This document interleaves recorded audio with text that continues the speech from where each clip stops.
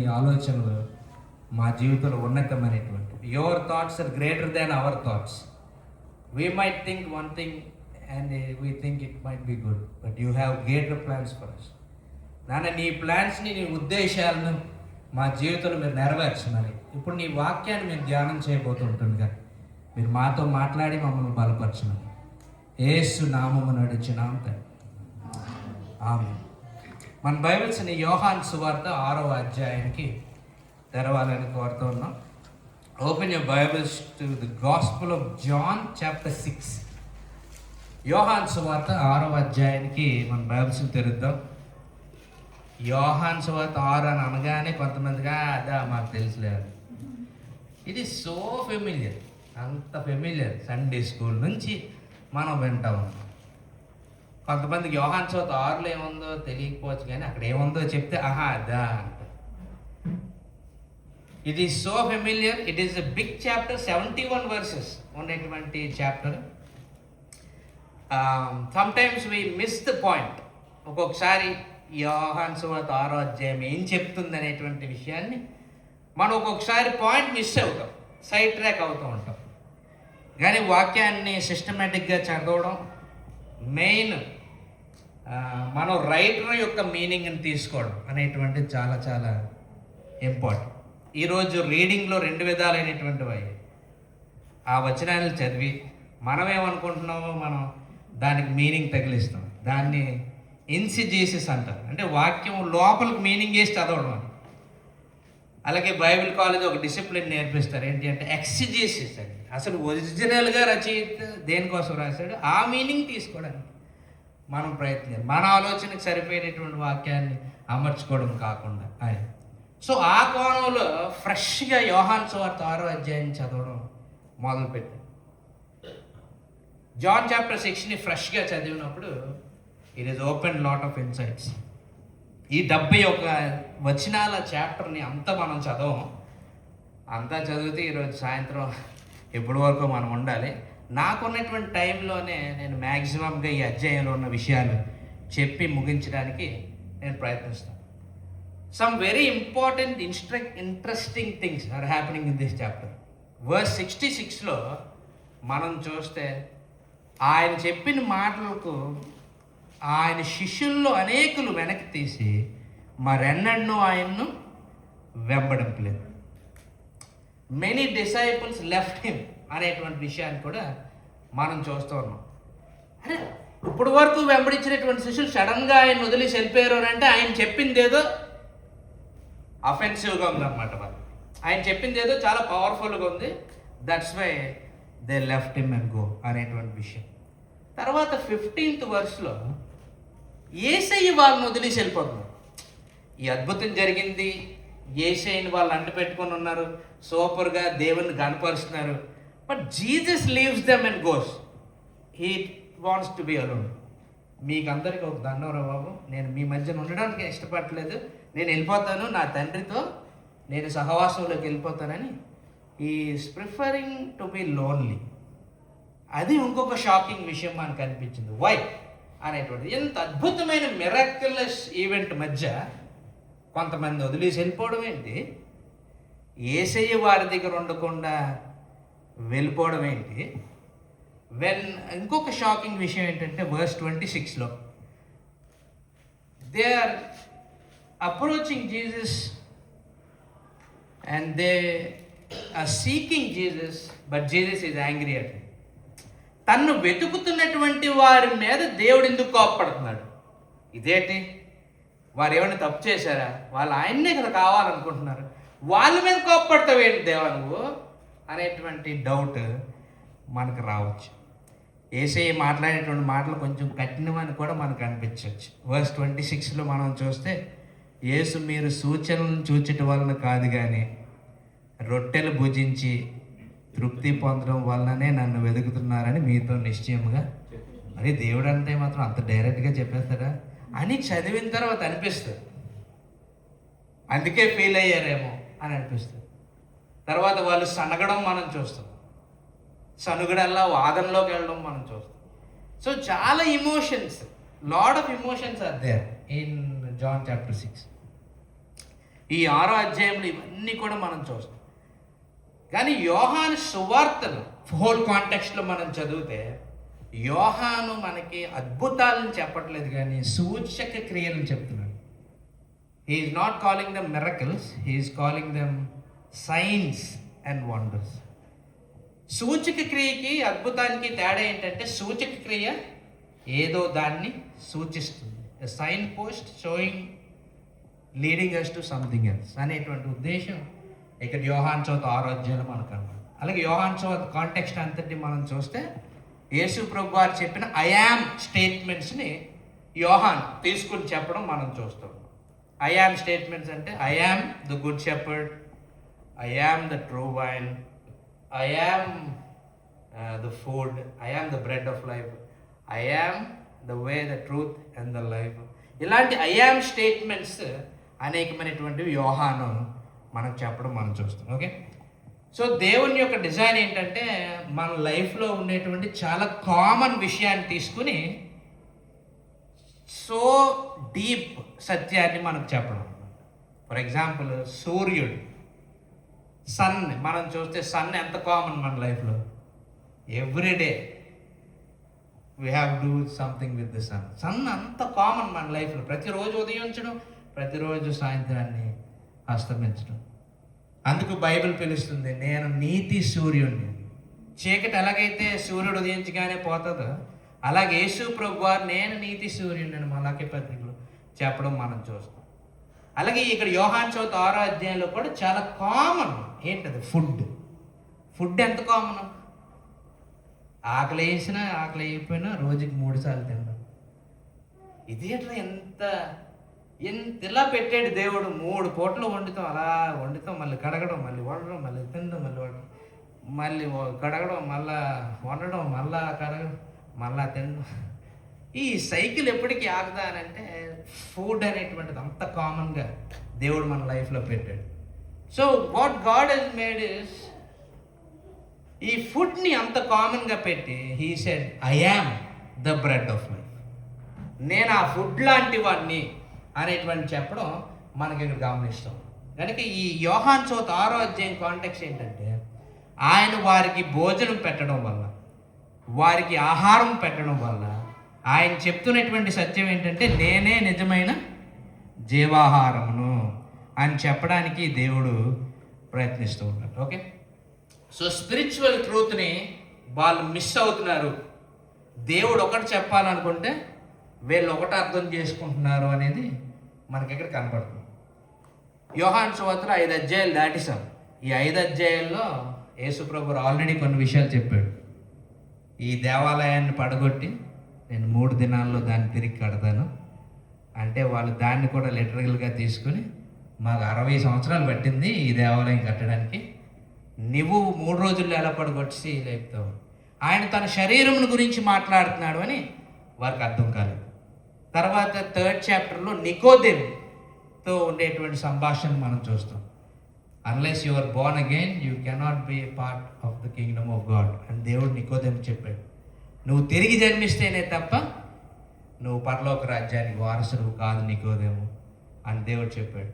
నికోదేము కూడా అర్థం అవ్వలేదు. మళ్ళా ఇంత తాళ్ళలోకి ఎదిగాను, నేను తల్లి గర్భంలోకి ఎలాగెళ్తానన్నా ఆయన చెప్పేటటువంటి ఆత్మీయ సత్యం అర్థం చేసుకోలేకపోయాడు. 4వ అధ్యాయంకి వస్తే we see the woman at the well, Samaritan woman. ఆమెతో చెప్పాడు దేవుడు నేనే జీవజలమును, నేనిచ్చే నీళ్ళు కానీ తాగితే నీకు మరలా దాహం ఏదమ్మా అని చెప్తే, నూతేమో చాలా లోతుగా ఉంది, నీకు తోడడానికి తాడు బకెట్ లేదు అని అంటుంది.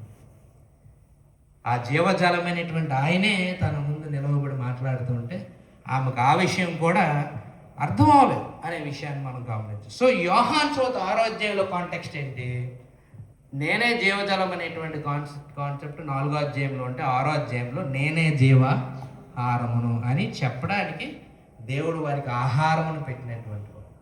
సో ఇది మనందరికీ తెలుసు. 5 రొట్టెలు 2 చిన్న చేపల్ని 5,000 మందికి దేవుడు పంచిపెట్టినటువంటి సందర్భాన్ని మనం జ్ఞాపకం చేసుకుంటూ ఉన్నాం. ఓకే, సో ఇక్కడ దేవుడు ఆ అద్భుతం చేశాడు.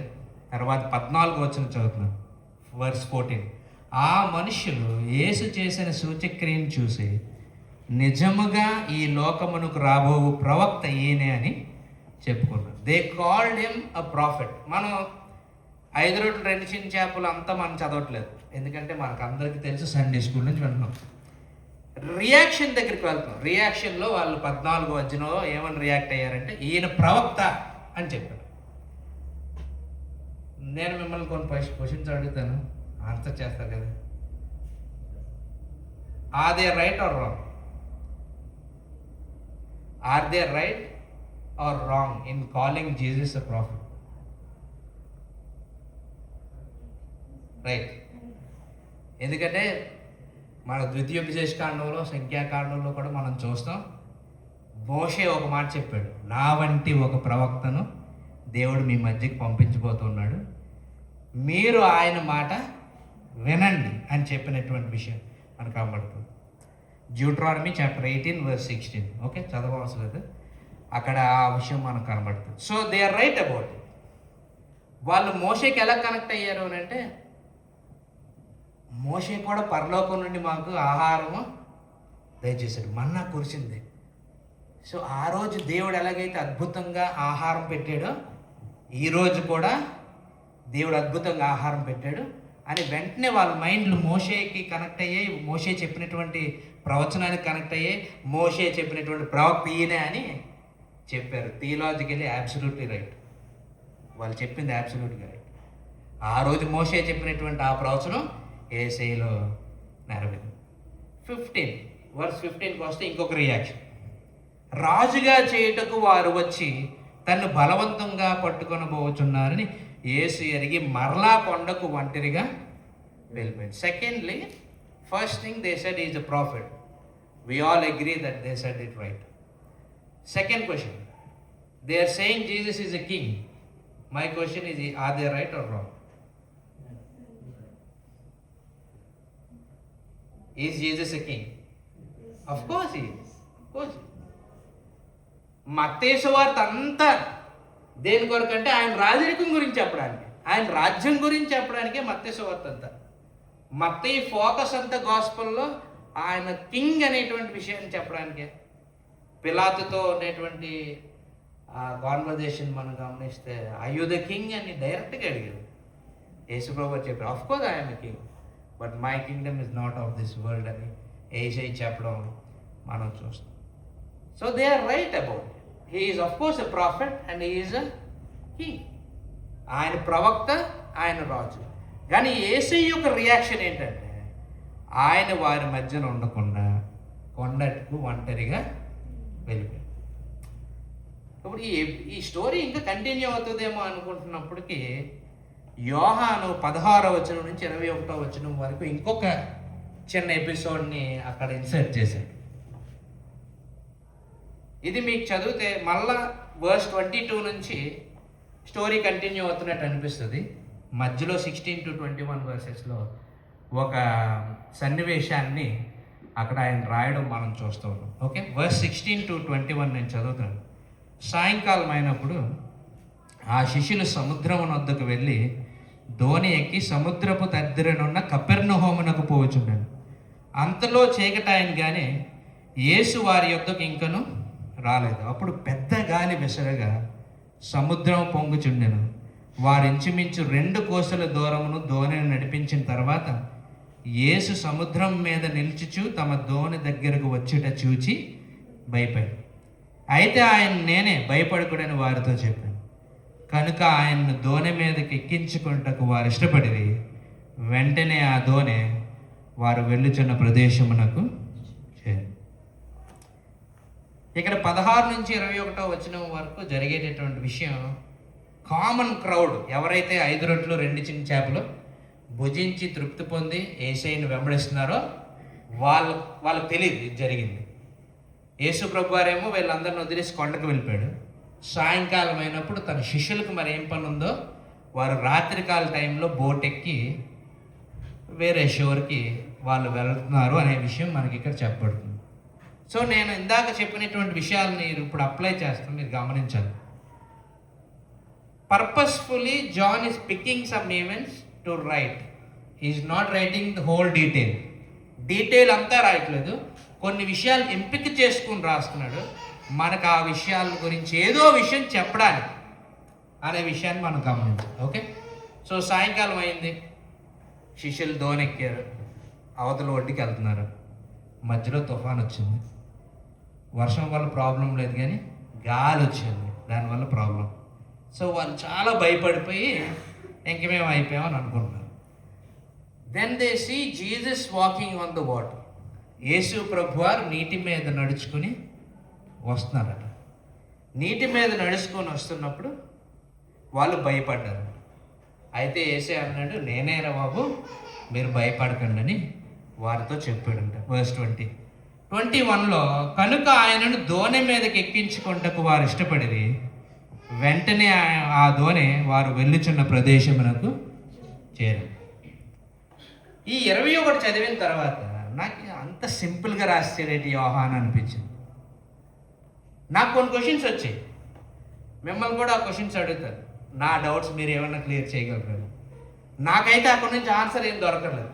ఏంటి ఇంత షార్ట్గా చెప్పేసి వదిలేసావు? అంత ఇంపార్టెంట్ ఎపిసోడ్ని, అంత ఇంపార్టెంట్ అద్భుతాన్ని, యేసయ్య నీటి మీద నడవడం అనేటువంటి అద్భుతాన్ని అంత సింపుల్ చెప్పేసావేంటి యోహాను?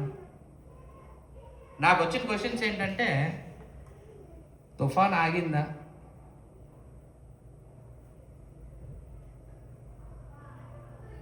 మీరేమంటారు? ఆగింది. ఆగింది కాబట్టి వెళ్ళారు కదా, అంతే కదా. ఆగకపోతే అలాగే వెళ్ళి ఉంటారు. ఆగింది, కానీ అక్కడ యోహాన్ని ఆగిందని రాయలేదు.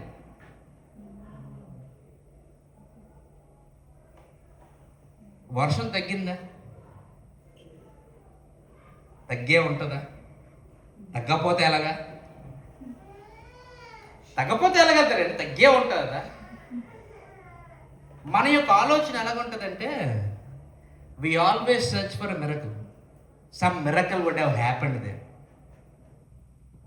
John is not writing that miracle, but some miracle would have happened. అక్కడ ఏదో మిరకల్ జరిగే ఉంటుంది. జరగకుండా వాళ్ళు ఆ అదర్ షోర్కి వెళ్ళగలుగుతుంది ఆ బోట్ అనేటువంటిది మన డౌట్. కానీ 20:21లో యోహాన్ చెప్పాలనుకునేటువంటిది మనం తెలుసుకోవడానికి ప్రయత్నించాలి.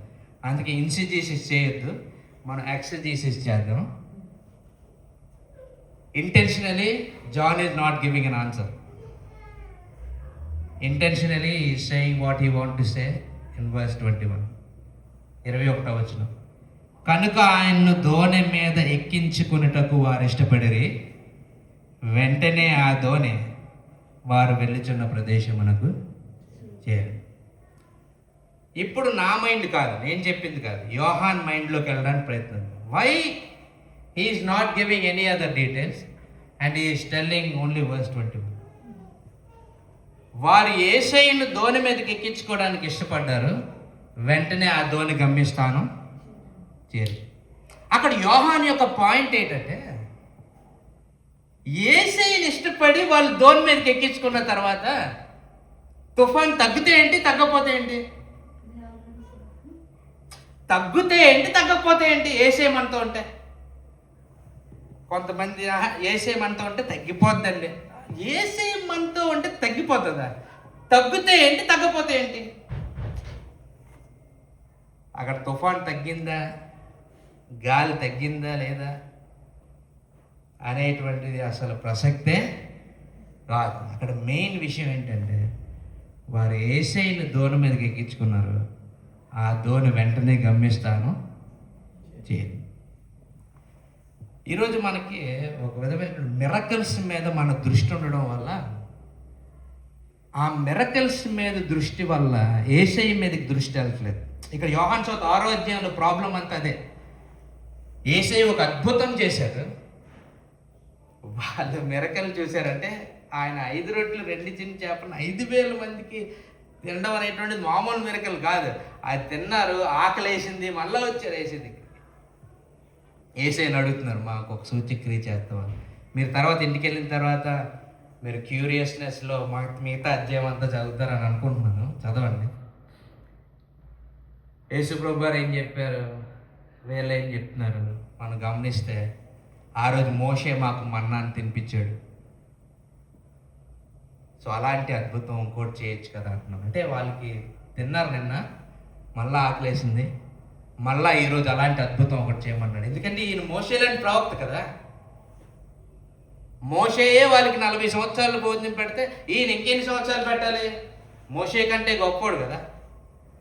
ఆయన 6 రోజులు మన్నాన్ని కురిపించాడు, 7వ రోజు వెళ్ళే 6వ రోజునే 7వ రోజు కూడా సమకూర్చుకోవాలి. ఈయన ఇంకా అది కూడా లేకుండా ప్రతిరోజు భోజనం పెడతాడు. వీళ్ళు యేసయ్యని అద్భుతం కొరకు ఎదురు చూస్తారు. కానీ ఇక్కడ 16 to 21 వర్సెస్లో యోహాన్ యొక్క పాయింట్ ఏంటంటే, they did not ask for a miracle, they ask for Jesus himself. యేసయ్య గాలి తగ్గించు అని అడగలేదు వాళ్ళు.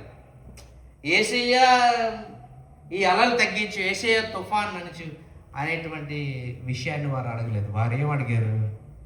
ఆయన దోణి మీదకి ఎక్కించుకున్నటకు వారు ఇష్టపడి వెంటనే ఆ దోణి గమ్యస్థానమునకు చేరు. మనం మిగతా విషయాలన్నీ ఇక్కడ కలగాబులగం చేస్తాం. యేసుప్రభు వారు గాలిని గర్తిస్తే గాలి ఆగిపోయింది కదా అంటే, అప్పుడు యేసయ్య ఆల్రెడీ దోణిలో ఉన్నాడు. ఓకే, ఆయన నిద్రపోతున్నాడు, తుఫాన్ వచ్చింది, ఆయన లేపారు, ఆయన గాలిని గద్దించాడు, గాలి ఆగిపోయింది. ఇది వేరే ఎపిసోడ్, అది కాదు. ఇది ఇక్కడ శిష్యులు ఒక్కలే ఉన్నారు దోణిలో, యేసయ్య లేడు వాళ్ళతో. యేసయ్య నీటి మీద నడుచుకొని వచ్చాడు. అన్నీ మనం కలగబలం చేయకూడదు. ఇక్కడ యోహాన్ చెప్తున్నటువంటిది ఏంటి అని అంటే, వారు యేసయ్య ఇచ్చినటువంటి ఆహారంని ఇష్టపడ్డారు, యేసయ్య చేసే అద్భుతాలను ఇష్టపడ్డారు మొదటి బ్యాచ్. కానీ 16 to 21 వర్సెస్లో వాళ్ళు యేసయ్యనే ఇష్టపడ్డారు. యేసయ్యనే ఇష్టపడ్డారు కాబట్టి వాళ్ళకి ఇంకా ప్రాబ్లం ఏమీ లేదు. నేను కూడా అనుకుంటున్నాను గాలి తగ్గే ఉంటుందని, అలా అనుకోవాలని అనిపిస్తుంది. కానీ యోహాన్ ఆ విషయం చెప్పలేదు. నాకు ఇంకొకటి కూడా అనిపిస్తుంది ఏంటంటే, గాలి తగ్గలేదేమో, అలాగే ఒడ్డుకి కానీ దోణి చేరిందేమో. అంటే ఇది secondary information, it is unnecessary. Main thing what is necessary is Jesus is in the boat. అదే విషయం. అందుకే ఈ స్టోరీ ఏంటంటే, it is not about getting storms out of our life, it is getting Jesus in to our boat. మన జీవితంలో నుంచి తుఫాన్ లాంటి శ్రమలు మన జీవితంలో తీసేయమని అడిగేటటువంటి అద్భుతం గురించి కాదు ఇది. యేసయ్యను మన దోణి ఎక్కించుకోవడం గురించి ఈ స్టోరీ. యేసయ్య మనతో ఉంటే చెప్పండి, తుఫాన్ ఉంటే ఏంటి, లేకపోతే ఏంటి? యేసయ్య మనతో ఉంటే ఆ రోగం ఉంటే ఏంటి? కష్టమే. రోగం పోవడమే కదా మనకు కావాలి. అపోస్తలుడైన పౌలు కూడా అలాగే అన్నాడు, దేవా ఈ ముళ్ళు ఒకటి నా లైఫ్లో ఉంది, ఆ ముళ్ళు కొంచెం తీసేవా, ఇంకా ఎక్కువ నీ సర్వీస్ చేస్తాను కదా. దేవుడేమన్నాడు, నా కృప నీకు, my grace is sufficient for you. I prefer that thorn will stay in your life.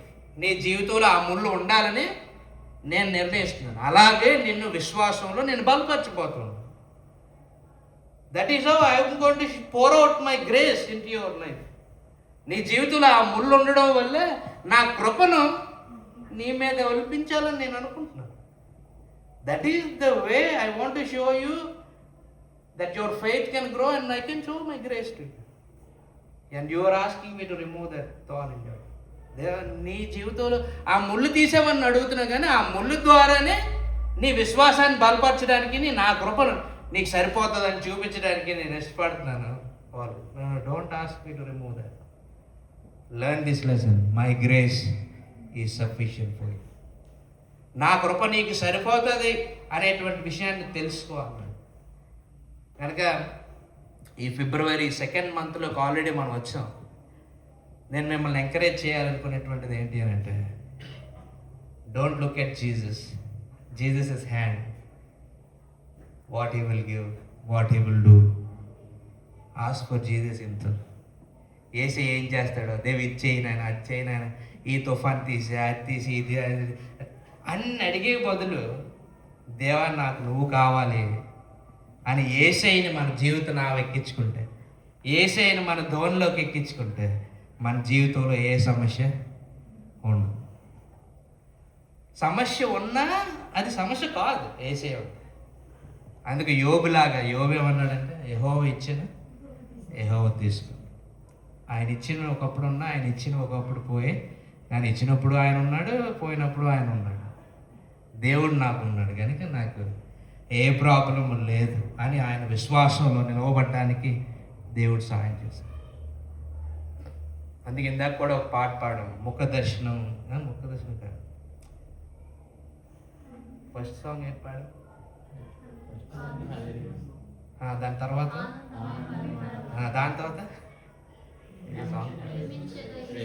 ప్రేమించేదే యేసుదేవ.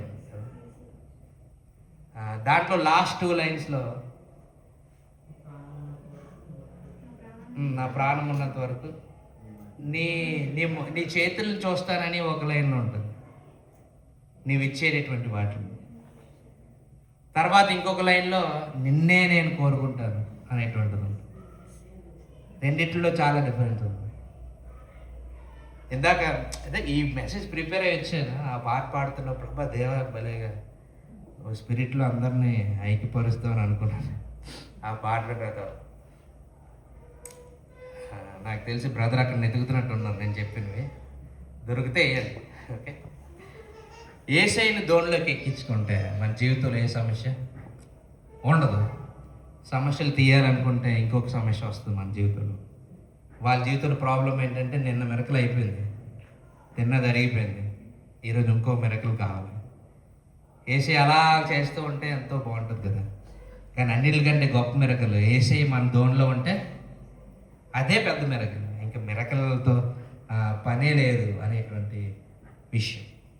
అందుకు ఒక మాటతో కనెక్ట్ చేసి నేను ముగిస్తాను. మొదటి దశలోనికలకు రాసిన పత్రిక 5వ అధ్యాయంలో తీనవసలు కానీ అందరికీ పరిచయం అనేటువంటిది. అక్కడ అపోస్తలుడైన పౌలు అన్నాడు, ప్రతి విషయమునందును ఆయనకు కృతజ్ఞతాస్తుతులు చెల్లించు. అక్కడ చిన్న ప్రపోజిషన్ ఇంగ్లీష్లో in everything give thanks to God అనే విషయాన్ని మనం చూస్తాం. Just one preposition will change the whole meaning. It is not for, it is in. It makes a lot of difference. మనం కృతజ్ఞతాస్తుతులు not for things, in things. In everything we give thanks, not for everything we give thanks. ఇందాక brother కూడా చక్కగా స్తుతి ఆరాధన నడిపించారు. 103 సాము coat చేశారు. నా ప్రాణం యెహోవాను సన్నుతించుము, నా అంతరంగమునున్న సమస్తమా ఆయన పరిశుద్ధ నామమును సన్నుతించు.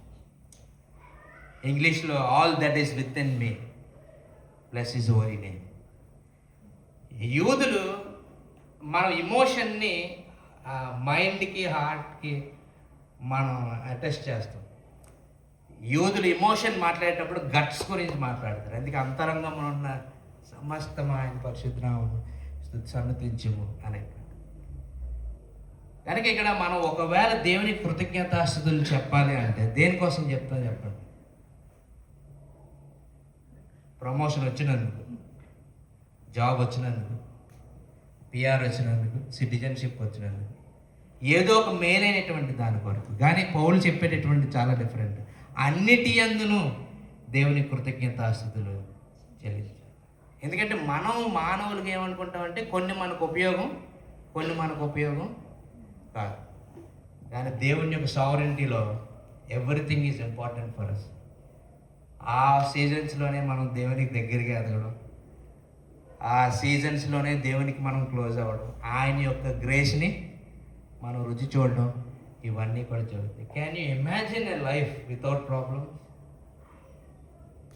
We always dream for it, but we can't imagine.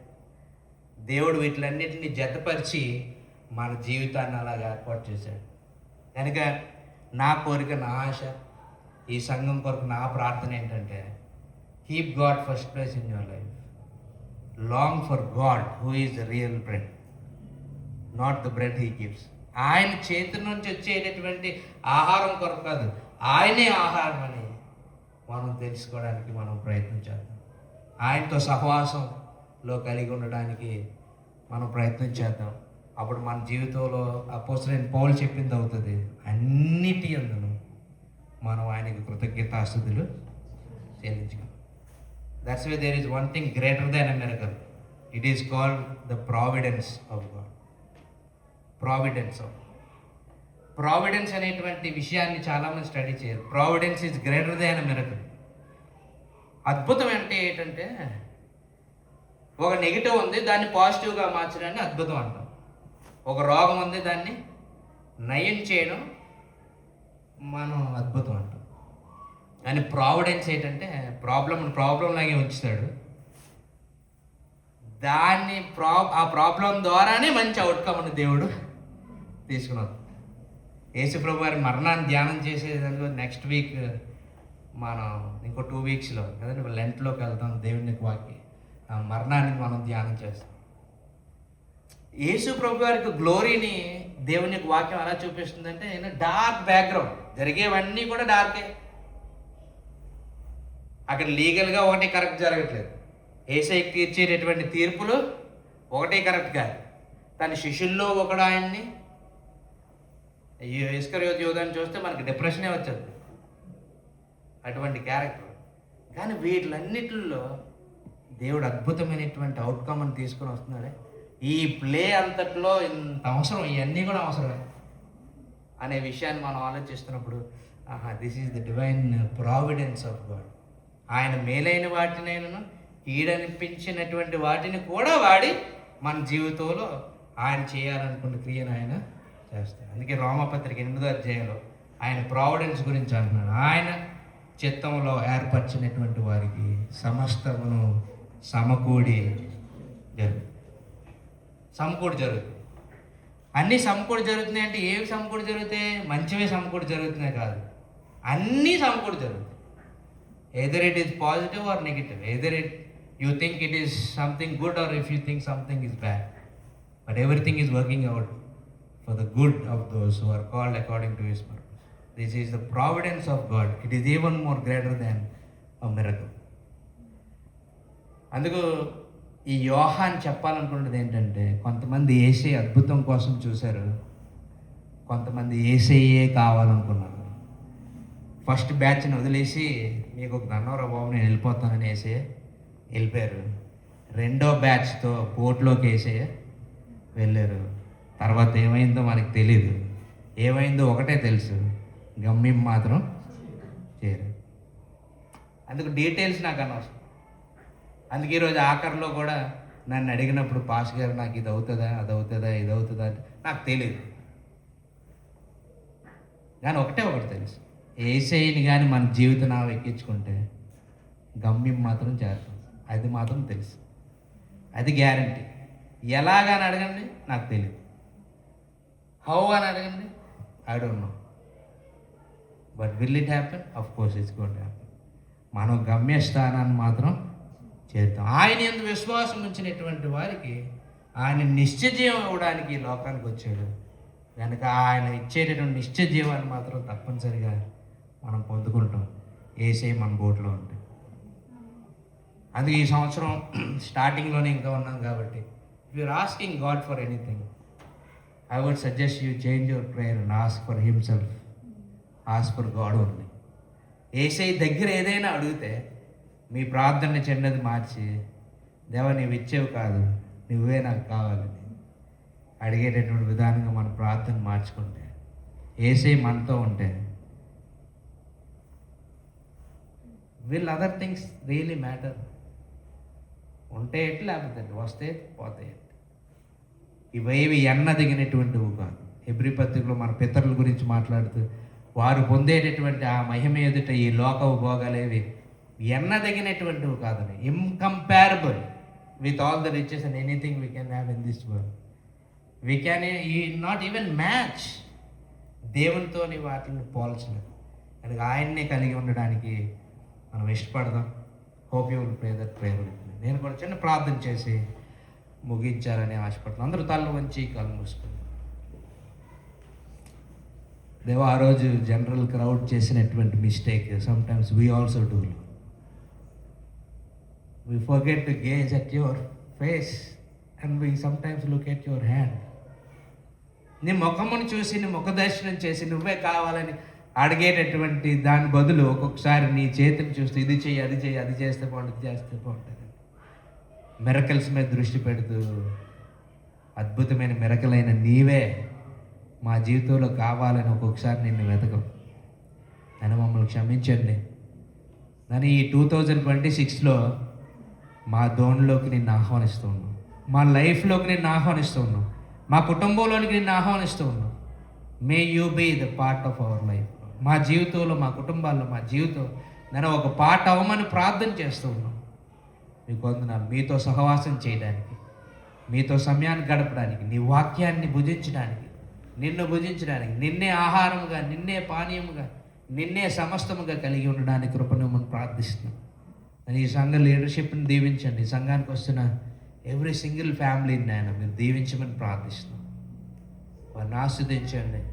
నీతో సహవాసంలో ఇంకనూ బలపరుచుకొని మీరు నడిపించమని, అనేక మందికి వీరిని ఆశీర్వాదకారకుడిగా మీరు చేయమని, అలాగే ఈ వీరితో, ఈ సంఘంతో నాకు ఇచ్చినటువంటి ఈ పరిచయాలను బట్టి మీకు వందనాలు చెల్లిస్తూ, మిమ్మల్ని స్తుతిస్తూ, మిమ్మల్ని గనపరుస్తూ యేసు నామమున నడుచున్నాము. ఆమేన్. God bless you. దేవుని మిమ్మల్ని దీవించుగాక.